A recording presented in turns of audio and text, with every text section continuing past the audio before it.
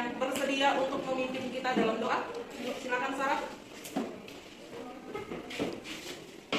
Maka sebelum memulai pembelajaran kita, mari kita berdoa. Dalam nama Bapa, Putra, dan Roh Kudus. Amin.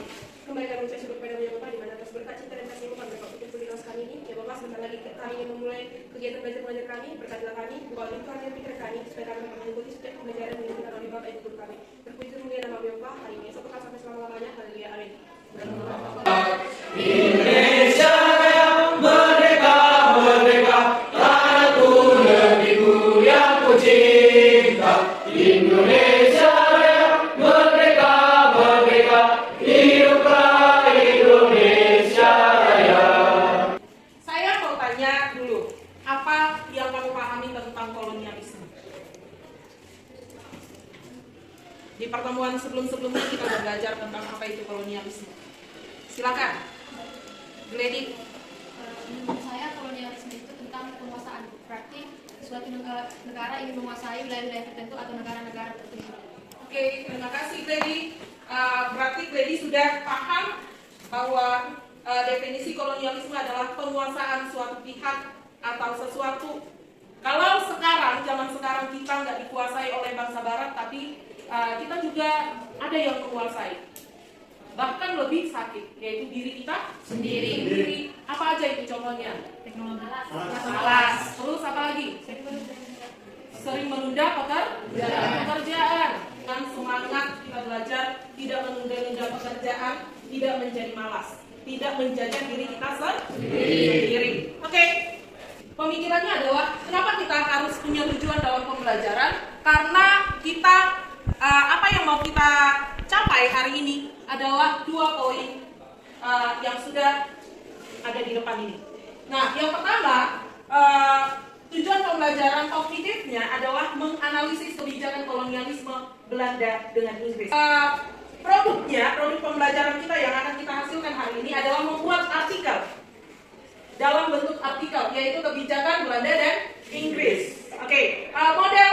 Nah, berbasis masalah kita belajarnya. Nah, metode pembelajaran kita masih sama pada pertemuan yang lalu, yaitu to stray. 2 orang dari kelompok akan berbelanja informasi. Jadi 2 orang dari setiap kelompok akan berbelanja informasi dari kelompok lainnya. Misalnya kelompok 1 akan berbelanja informasi dari kelompok 2, 3, dan 4. Begitu selanjutnya kelompok yang lain. Mengerti? Paham sampai di situ? Baik. Bagaimana pendapatmu kalau saat ini kolonialisme masih terjadi di daerah kita, di Sidikalang? Kalau penjajahan itu masih terjadi saat ini, bagaimana pendapatmu? Nora? Tidak ada perkembangan di kota ini. Tidak ada perkembangan di kota ini. Perkembangannya, misalnya bagaimana? Misalnya kalau saja terus tidak dikuasai bangsa tersebut. Jadi kita nggak bisa membuat potensi-potensi yang ada di kota ini kita bangun gitu. Hanya terpaku dari apa yang dikatakan oleh bangsa penjajah. Iya, kita hanya mengikuti apa kata para penjajah. Kita dijajah, kita dikuasai. Jadi kita nggak bisa melakukan berekspresi begitu, melakukan apa yang kita mau. Kita hanya bisa bekerja. Bahkan kita tidak bisa memecah pendidikan seenak yang sekarang. Oke? Nah, Ibu sudah buatkan video. Tahu nggak jembatan Layar-Renung? Tahu nggak? Itu ada di mana sih? Di mana? Di Sipinjo. Nah, tahu nggak sejarahnya itu dari mana? Belanda yang bawa jembatannya? Oh, yang membangun. Coba lihat untuk apa dan bagaimana pembangunannya Layar-Renung itu. Pada masa pemerintahan kolonial Belanda, jembatan penghubung antara wilayah sekitarnya, wilayah Keresidenan Dairi menuju Keresidenan Karo, Keresidenan Dairi menuju Keresidenan Jakarta. Di zaman itu, kontrolir oleh Belanda jabatan kepemimpinan pada masa itu. Oke, apa yang bisa kamu pahami dari video tadi? Silakan Nora. Gini Bu, dari yang mendapat dari video itu kan Bu, tentang jembatan Layar-Renung ini dibangun yang dibangun oleh bangsa Belanda sebagai orang pertama yang datang ke Dairi untuk sebagai sarana dalam mengantarkan kekayaan alam atau untuk penggerak sumber daya manusia dan juga rempah-rempah. Belanda juga membangun jembatan itu menggunakan dengan tenaga orang lokal atau orang Pak yang dibangun kurang lebih 3 tahun, yaitu tahun 1926 sampai 1939. Itu aja. Baik, terima kasih Nora. Baik, ada lagi. Ibu sudah bagikan link, coba kamu lihat di HP-mu masing-masing. Link Museum Heritage. Apa saja peninggalannya? Selain daripada tadi sudah kita lihat, yaitu yang dekat dengan kita, jembatan Layar Renun. Layar itu artinya air, kan begitu kan? Air atau sungai. Nah, kita mau lihat apa lagi peninggalan masa kolonialis Belanda.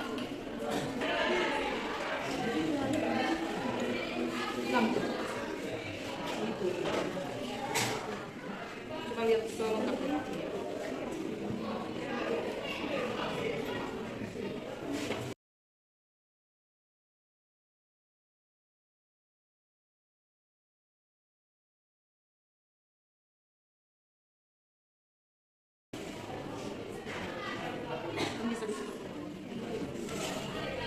Ada yang bisa membacakan keterangan dari uang yang kita tur?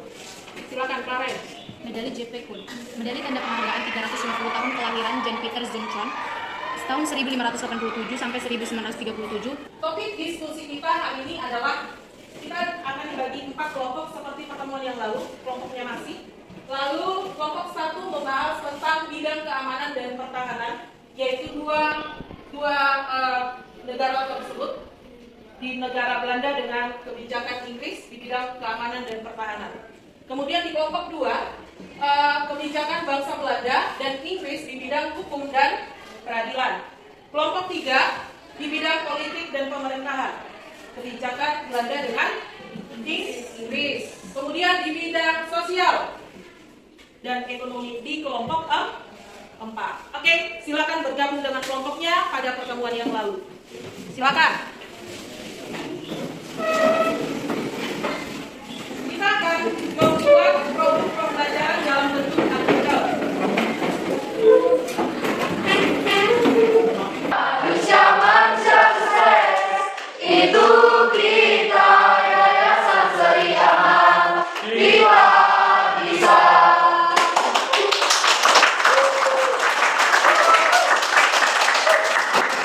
Di jabatan disediakan di dalam artikel ini.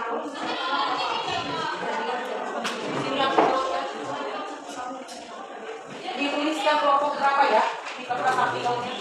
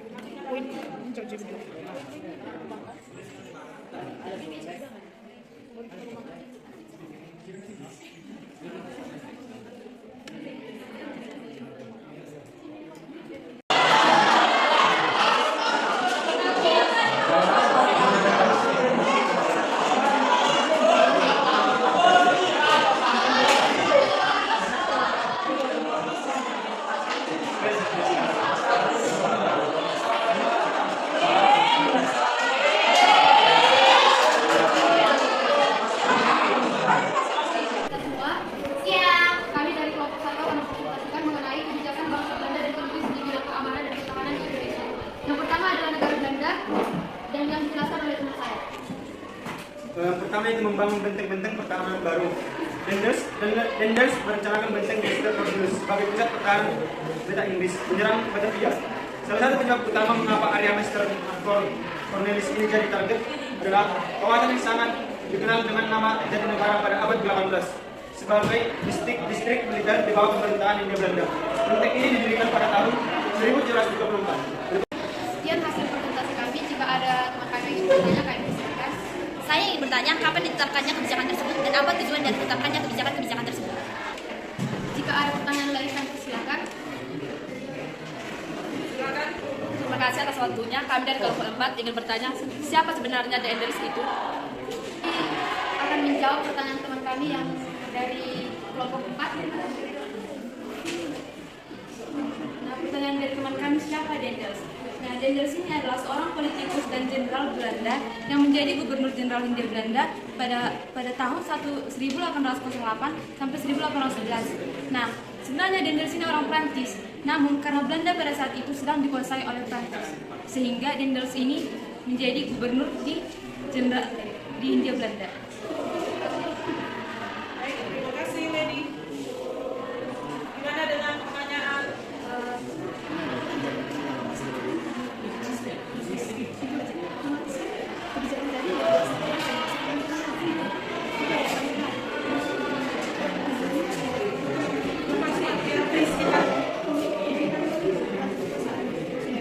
Kami akan menjawab pertanyaan teman kami Nora mengenai kapan ditetapkannya kebijakan bangsa Belanda dan Inggris ini, yaitu pada masa penjajahan atau penguasaan dari bangsa Belanda dan Inggris di Indonesia, tepatnya pada abad ke-18 atau pada tahun 1700-an.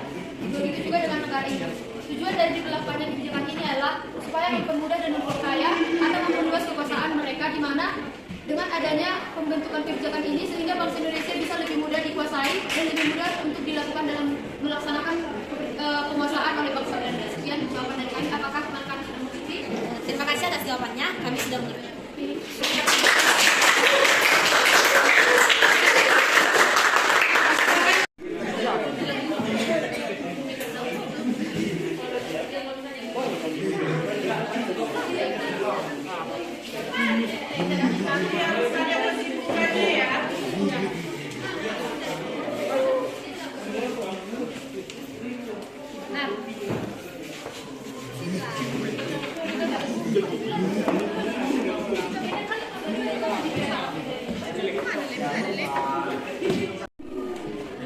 Silakan dijelaskan. Terima kasih atas kesempatan dan waktu yang diberikan baik oleh kami untuk menyampaikan sedikit mengenai kesimpulan dan kesulitan kami selama mengerjakan pekerjaan kelompok mengenai kebijakan bangsa Inggris dan Belanda di Indonesia. Untuk kesimpulannya sendiri, kami secara pribadi, secara berkelompok menyimpulkan bahwa pada masa pemerintahan Belanda dan Inggris itu mereka membuat kebijakan-kebijakan tertentu, sama-sama melakukan kebijakan tertentu gunanya untuk mempermudah melancarkan misi mereka masing-masing ketika berada di Indonesia.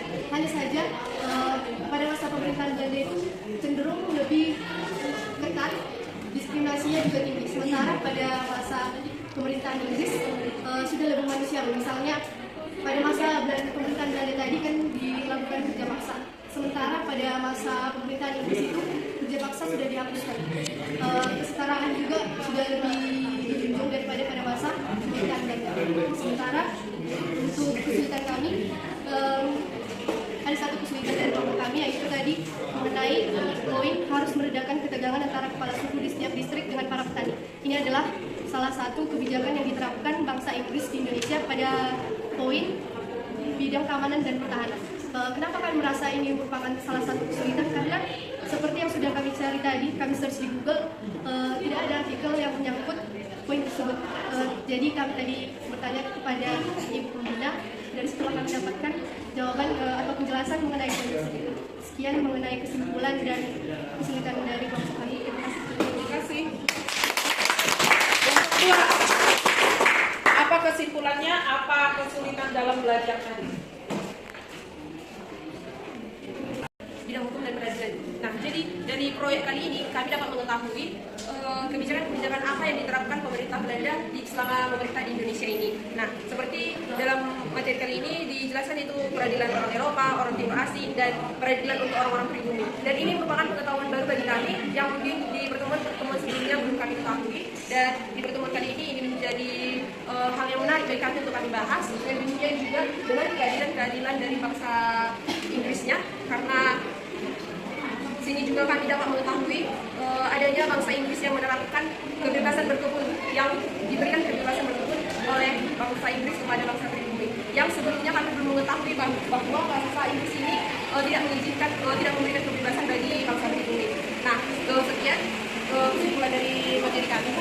Dan berikutnya ada sedikit kesulitan dalam pengerjaan materi kami kali ini, yang dimana itu di bagian peraturan untuk pemberantasan korupsi tanpa pandang bulu. Nah, jadi kami kesulitan untuk mencari artikel ini. Sudah kami searching di berbagai sumber, namun tidak ada yang pas mewakili untuk materi ini. Jadi kami tadi sempat berdiskusi sehingga mendapatkan jalan keluar yang pas, sehingga kami dapat mempresentasikan dengan baik di depan.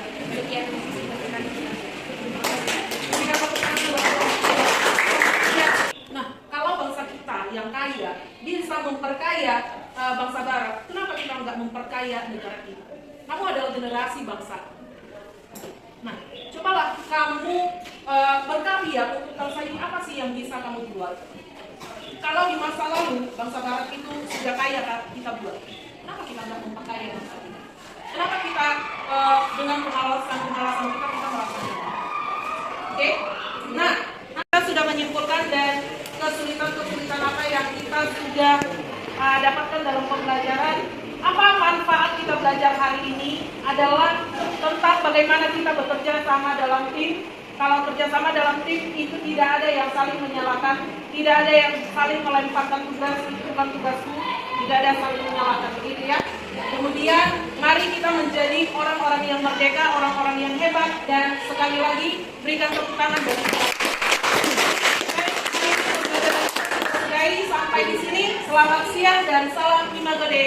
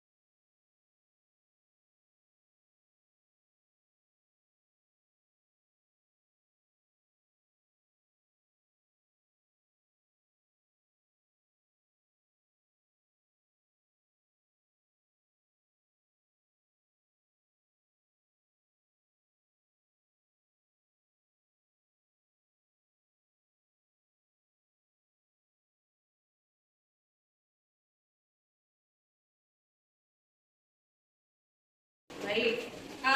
Ada yang tidak hadir hari ini? Ada Bu. Siapa? Ada Bu. Karmel kenapa? Atlet Medan. Oh, atlet Medan. Oke, dia membawa nama sekolah kita kan? Ya, Bu. Lari. Oke, kita doakan semoga menang dan sehat-sehat dia pulang kembali. Oh ya, coba dilihat kiri kanan, depan, belakang, udah bersih enggak? Ya, Bu. Kalau ada sampah diambil dapur. Oke, kita terbiasa hidup bersih. Bersih itu pangkal sehat.